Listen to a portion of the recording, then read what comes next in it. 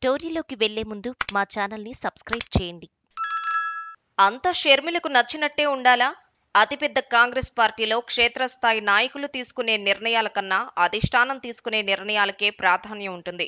అధిష్టానమే అన్నీ తానై రాష్ట్రాల రాజకీయాలను కూడా సరిదిద్దుతుంది.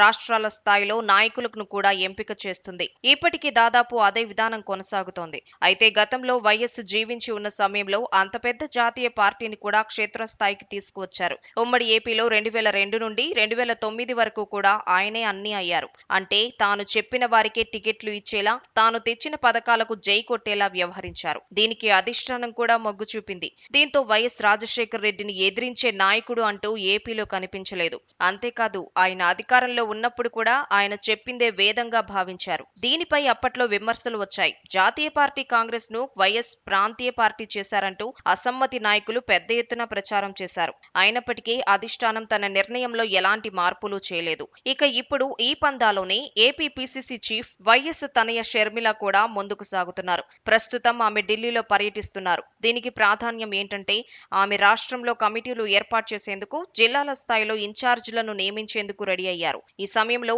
ఆమె తనకు నచ్చిన వారిని, తను మెచ్చిన వారిని పదవుల్లో కూర్చోబెట్టుకునే ప్రయత్నాలు చేస్తున్నారు. గతంలో తన తండ్రి వైఎస్ అనుసరించిన విధానాన్నే షర్మిల పాటిస్తున్నారు. దీనికి సంబంధించి మొత్తం 52 మంది పేర్లతో అతిపెద్ద జాబితానే షర్మిల సమర్పించారు. ఈ జాబితాకు అధిష్టానం ఓకే చెబితే ఇక ఏపీలో షర్మిలకు మద్దతిచ్చే నాయకులే కాంగ్రెస్ లో కనిపిస్తారు. అయితే దీనిపై అధిష్టానం ఎలాంటి నిర్ణయం తీసుకుంటుందనేది చూడాలి. అప్పటి వైఎస్ కు అంత ప్రాధాన్యం ఇవ్వడానికి ఆయన పార్టీని పుంజుకునేలా చేశారు. అధికారంలోకి తీసుకువచ్చారు. కానీ ఇప్పుడు షర్మిల వ్యక్తిగత అజెండాతో ముందుకు సాగుతున్నారే తప్ప పార్టీని బలపరచలేకపోతున్నారు. ఈ మైనస్ ను పార్టీ అధిష్టానం కనుక పరిగణలోకి తీసుకుంటే షర్మిల జాబితాను పక్కన పెడుతుంది. కాదంటే మాత్రం ఆమె చెప్పిన వారికే పదవులు వరించనున్నాయి. మరి ఏం జరుగుతుందో చూడాలి.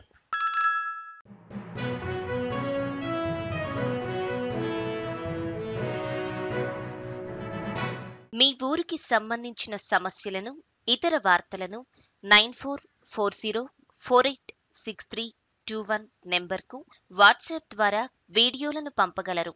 వాటిని మా తెలుగు టీవీలో ప్రసారం చేయటం జరుగుతుంది. మెరుగైన సమాజం కోసం మీతో మేము అడుగులు వేస్తాం.